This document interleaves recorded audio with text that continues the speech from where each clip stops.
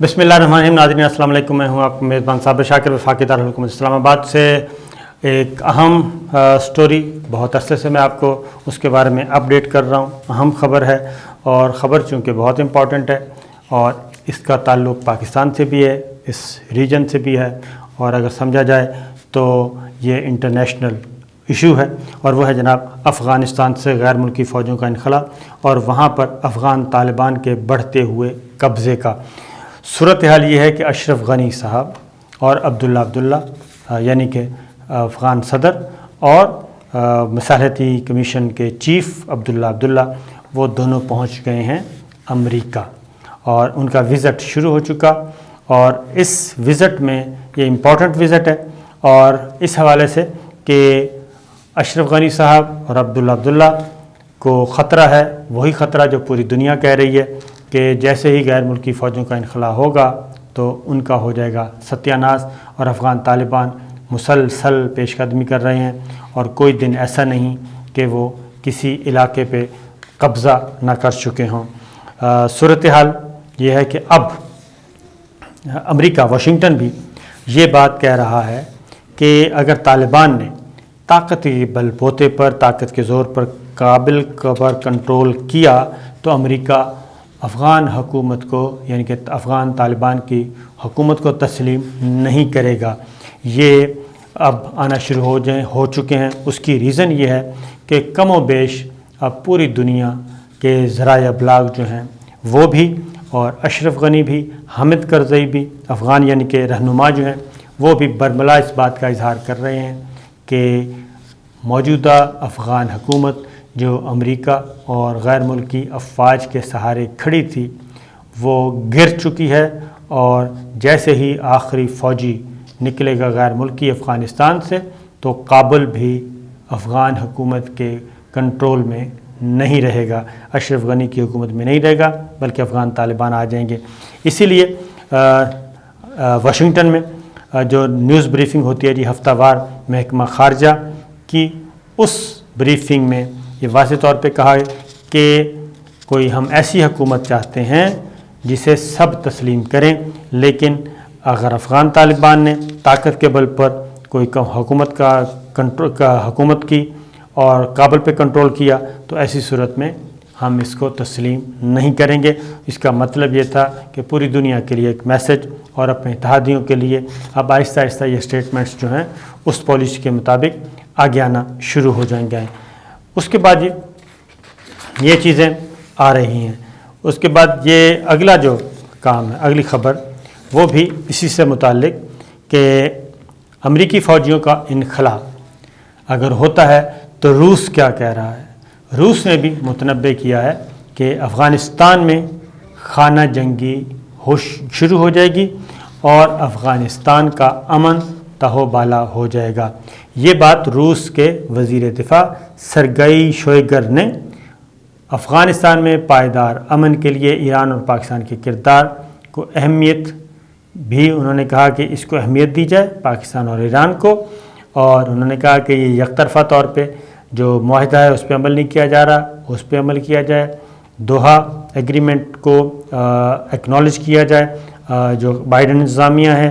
اس لیے انہوں نے کہا کہ اگر یہ کام نہ کیا گیا تو پھر افغانستان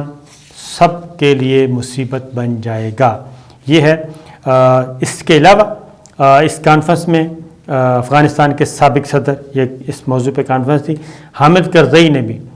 جو بات کی, اس نے کہا کہ روس, چین اور پاکستان سمیت جو ہیں خطے کے دیگر ممالک جو ہیں وہ بھی اس امن عمل کو آگے بڑھائیں. کہنے کا مطلب یہ ہے کہ معاملات اب پوری دنیا کو نظر آ رہے ہیں, چائنا کو, روس کو, پڑوسی ملکوں کو, پاکستان بھی یہ کہہ رہا ہے, ایران بھی یہ کہہ رہا ہے, اور نیٹو پہلے ہی بہت کہہ چکا تھا, لیکن کیونکہ اب ایگریمنٹ ہو چکا, افغان طالبان کے ساتھ تمام شرائط تسلیم کر لی گئی تھیں, اس لیے یہ ہو رہا ہے. روس کے وزیر دفاع نے اپنے بیان میں طالبان کو بھی خبردار کیا ہے کہ وہ بھی حد سے تجاوز نہ کریں اور افغانستان میں طاقت کے ذریعے مسلط کردہ حکومت کو دنیا قبول نہیں کرے گی. وہ بھی یہ کہہ رہے ہیں کیونکہ انٹیلیجنس رپورٹ میں وارننگ دی گئی ہے کہ امریکی انخلا کے بعد کابل میں موجودہ سیٹ اپ 6 ماہ کے اندر ہی گر سکتا ہے، یعنی 6 ماہ کی حکومت باقی ہوگی۔ 6 ماہ سے پہلے جو پارٹیاں ہیں یعنی کہ افغان طالبان ہیں وہ کابل میں پہنچ جائیں گے۔ اب ایک اور میں آپ کو خبر دیتا ہوں، اور وہ بھی خبر ہماری نہیں ہے جی، یہ بات ذہن میں رکھیے، وہ وال اسٹریٹ جرنل کی رپورٹ ہے۔ وال اسٹریٹ جرنل کی رپورٹ میں بھی یہی کہا گیا ہے کہ افغان حکومت امریکی انخلا کے 6 ماہ کے بعد دھڑام سے گر جائے گی، اور تاجکستان کے ساتھ جو اہم گزرگاہ ہے وہ قبضہ کر لیا، پھر مزار شریف تک پیش قدمی ہو چکی ہے، پھر بدھ کو طالبان جنگجو شمالی شہر قندوز میں افغان فوج کے سے برسر پیکار تھے وہ وہاں پہ ان کو گری ہے، پھر یہ حملے وہ کہتے ہیں کہ اس برق رفتاری سے ہو رہے ہیں جیسے آسمانی بجلی گرتی ہے، آنن فانن گرتی ہے اور ستیہ ناس تہس نہس کر کے چلی جاتی ہے۔ یہی افغان طالبان اس وقت افغانستان میں کر رہے ہیں۔ اور دوسری جانب وہ یہ کہتے ہیں کہ مقامی جو سیاستدان اور قبائلی عمائدین ہیں وہ بھی افغان طالبان کے ساتھ مل رہے ہیں، اور وہ ان کے ساتھ مکمل طور پہ اب کوآپریٹ کر رہے ہیں کہ غیر ملکی جا رہے ہیں، ہم آپ کے تابع دار اور وفاشوار ہیں، اور وہ بھی ہتھیار ڈال کر افغان طالبان کے ساتھ معاہدے کر رہے ہیں۔ اسی طریقے سے وہاں پہ دوسرا مسئلہ یہ ہوا ہے کہ کئی ماہ سے جی افغان فوجیوں کو تنخواہیں نہیں ملی، اور اس وجہ سے بھی افغان فوجی جو ہیں وہ بھی توپ خانے، مارٹرز اور بھاری مشین گنوں سمیت اسلحے کے ذخائر اور فوجی گاڑیوں کے قافلے طالبان کے حوالے کر چکے ہیں۔ یہ وال اسٹریٹ جرنل کی رپورٹ ہے، ہماری نہیں ہے، اس لیے یہ آنکھیں کھول دینے والی ہے جی۔ امریکی انٹیلیجنس ماہرین کیا کہتے ہیں؟ وہ کہتے ہیں امریکی انخلا ہونے کے 2 سال بعد تک اشرف غنی کی حکومت برقرار رہ سکتی ہے، لیکن یہ صرف امریکی انٹیلیجنس کہہ رہے ہیں، باقی کوئی نہیں کہہ رہا، باقی 6 ماہ کی مدت دے رہے ہیں۔ البتہ وہ کہتے ہیں کہ اگر امریکی انخلا کے 6 سے 12 ماہ کے درمیان افغان حکومت اپنا وجود کھو دے گی تو پھر اس کے بعد کیا ہوگا وہ سب کے سامنے ہے، جبکہ طالبان نے جی بدھ کے روز بھی یکے بعد دیکھ رہے، وال اسٹریٹ جرنل کہتا ہے کہ بہت ساری فتوحات کی اور قبضے پہ قبضہ وہ کیے جا رہے ہیں۔ افغان فوجی ہتھیار ڈال رہے ہیں، یہ اس میں ہے۔ پھر امریکن انٹیلیجنس کے جو نئی اسیسمنٹ ہے اس میں یہ ہے کہ فوجی جو منصوبہ سازوں کو فوری انخلا کے حوالے سے مزید جلد بازی میں مبتلا کر دیا ہے، یعنی وہ کہتا ہے کہ یہ سارا پلاننگ ہی ان کی گڑبڑ ہو گئی ہے اور بلا سوچے سمجھے آنن فانن یہ فیصلہ کیا گیا، اور ان کا خیال ہے کہ آنن فانن، لیکن اگر ڈیزائن ہی یہ ہو کہ افغانستان میں ہم نے بدامنی ہونے دینی ہے، خانہ جنگی ہونے دینی ہے، پراکسیز کھڑی کرنی ہے تاکہ جو ہمیں نہ مل سکا وہ کسی کے بھی کام نہ آ سکے، تو یہ بائی ڈیزائن بھی ہو سکتا ہے، اس میں یہ بات ذہن میں رکھیے گا۔ اور اب جو ریگولر اگر فوج کام نہیں کر سکی تو اس میں پرائیویٹ ملیشیا کے ذریعے کیسے ہو سکتا ہے، یہ ایک پوری مفصل رپورٹ آ چکی ہے جو کہ ہم نے آپ کے سامنے پیش کی۔ اب اگلی خبر ایک اور بھی ہے، وہ بھی اس سے ملی جلی، وہ ہے ترکی نے جی ایف بٹس بہت سارے اتنے لگا دیے، اور انہوں نے کہا جی افغانستان میں ایئرپورٹ کی سیکورٹی کے لیے مزید فوج ہم نہیں بھیجیں گے، اور جو ٹروپس وہاں پہ ہیں وہ جو اسی وقت تک رہیں گے جب تک غیر ملکی افواج ہیں، اور ہم کابل کے حوالے سے